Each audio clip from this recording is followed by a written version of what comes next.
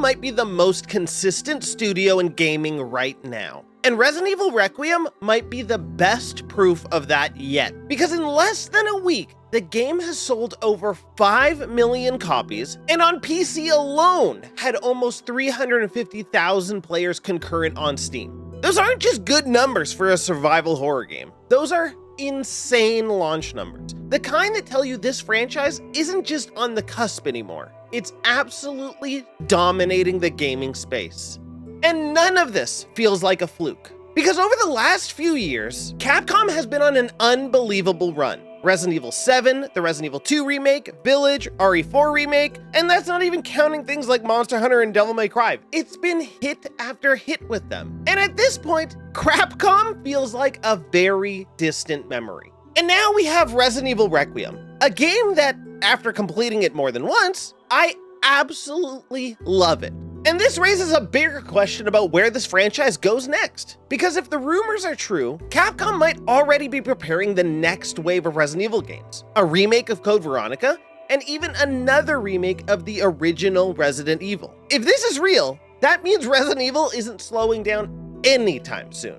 In fact, it's basically just getting started. To be honest, I think one of the best things to ever happen to Capcom was the release of Resident Evil 6, a game that they went into with such wrong expectations, with the wrong audience in mind, and it completely backfired on them. And it was because of that game backfiring that it set them up for future success. They had to rethink their entire strategy, rethink the entire audience that they were trying to appeal to, and go back to the roots of what made Resident Evil at its core such a beloved and incredible experience. I think without having that mistake and without going down that hill of trying to become this action game, trying to become a Call of Duty enjoyer's dream, we would have never got Resident Evil 7, a return to the survival horror roots. We would have never got the remake of 2, the remake of 3, the remake of 4. We've never got 7 in Village, or even 9, at least in the state that they are now.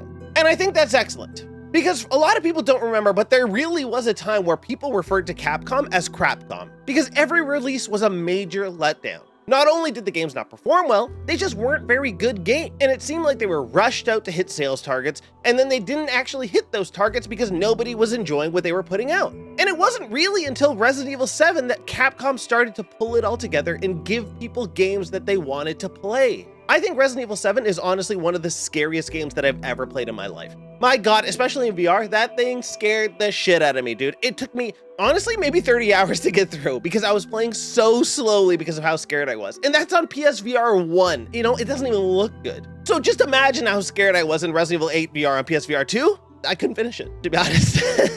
I had to play the game flat because the VR was just too intense. But that's how good of an experience it was. Just, they know exactly what they're doing, and they've been delivering and delivering and delivering. And it's all led up to Resident Evil Requiem, a game that I think is honestly going to stand up there as probably being one of the nominees for Game of the Year this year. Obviously, it's got an incredibly hard time to win. There's a lot of great games coming out, and of course, with Grand Theft Auto 6, you basically have no chance no matter who you are. But this game screams quality. Not only is it one of the best looking games I've ever played. I mean, my God, this thing is beautiful. There are many times in the game where I just had to stop and look at the surroundings and be like, the graphics are insane. Shooting a zombie and the blood splatters on the wall and it just stays there and the zombie crumples down in such a realistic way. Everything about it just looked good, felt good. Everything about the gameplay felt smooth. I loved the dual protagonist. I loved playing a survival horror experience as Grace, and everything felt tense and scary. And then going through the same sections with Leon and you're just blasting through everything because of how overtrained and how cool Leon is. And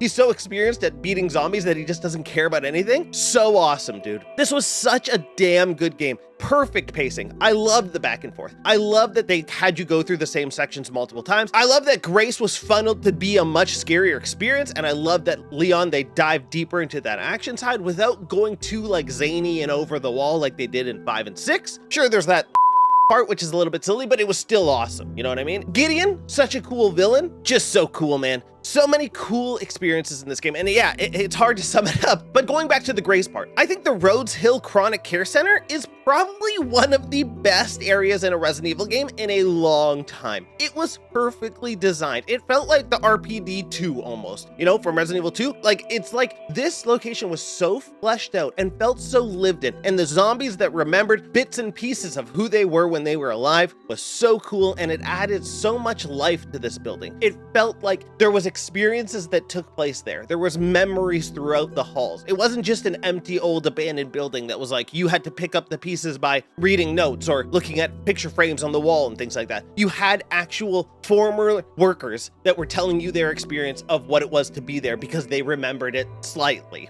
And it was awesome. And sneaking past them as Grace, hoping that nobody turns around and spots you. The hemolytic injector that you could blow them up, really cool. A lot of people don't like it. They're like, why is there stealth kills like that? It feels dumb. Why? It's cool. That's a cool way of sneaking and being able to kill them without alerting everybody. That's cool. And I get there are a lot of people who are probably like, yeah, but you shouldn't be able to kill them. You should just sneak past them. Then don't use the item, you know what I mean? Play it how you want. I played Grace with first person, and I played Leon with third person, which is the default settings for the game, and I think it felt excellent. It made Grace's section feel so much more tense because you never knew what was coming up behind you. I didn't love the FOV, I gotta be honest. I think the FOV could have been a little bit wider, but Resident Evil first person games never tend to have a very wide FOV. They really want you to feel tight and claustrophobic. It's fine, but some people, it can give you a headache. I'm okay with it, but I do wish it was wider. I just, you know, it feels more comfortable when it's wider. But it's not really supposed to be that kind of shooter experience, so I get it. But then, man, blazing through with Leon, and Leon just looks so damn awesome, dude. And he's just going in there and he's kicking zombies in the head and slamming them against the wall and blowing them up. And then you could pick up their like axe and whip it at them, or you could grab the chainsaw and cut them down. All of it just felt awesome. And then the stalker enemies that they have, that giant freak monster, no spoilers, and then that huge other fatso, my god, it was just so cool. Everything about it just, it's like they took bits and pieces from almost every single Resident Evil, mashed it together and said, here's the greatest hits. Remember this from 1, remember this from 2, remember this from 4, remember this from 7, remember this from 8? Boom, let's mash it all together and let's give you those best moments all in one go, so that over your experience of playing this game, you're gonna get incredible moment after incredible moment, and it's all gonna feel so damn good, and it's gonna make the overall experience awesome. There's no downtime. Everything feels go, go, go. Even when you're not trying to play the game fast and you're trying to just get through the mansion, like slowly exploring every nook and cranny, not trying to get spotted by zombies and stuff, the overall game is not that long, but the pacing feels perfect. You never feel rushed. You never feel like it's too slow. You never feel like it's hurrying you up. It's just awesome. I think the story goes in a little bit wonky places, which is typical with Resident Evil games. You know, they're never really super straightforward, and the story isn't really like the main driving force of the game. It's the experience and the gameplay. And while I don't think the story is bad, I just don't think the story is great. There's a lot of setup. Not going to go into things. Don't want to spoil anything for anybody. But this is very clearly not the end of Resident Evil. And if these rumors are true and Code Veronica is coming next, that's huge. And we're really quickly approaching the 30th anniversary of Resident Evil. Capcom has already made it clear that there's going to be some sort of special announcement. It's likely that we're going to get the reveal of Code Veronica, maybe the reveal of Resident Evil 1 remake, maybe Resident Evil 10 hint. Could be. I think Resident Evil is probably one of, if not the best franchise in gaming. I think Capcom is on an unbelievable roll right now. Everything they put out is high quality, and I can't wait for the next Resident Evil game. I absolutely love this series. If you haven't played it, I think you should, because the games are so damn good. They're approachable. Yeah, they're scary, but that's awesome. And they go on sale so all the time that you can just wait. If it's not on sale right now, wait a little bit. It will be on sale. Pick it up for cheap. Play any of the games. They're awesome. I love Requiem, one of my favorite games of the year. Yeah, the year has basically just started, but my God, what a way to start it.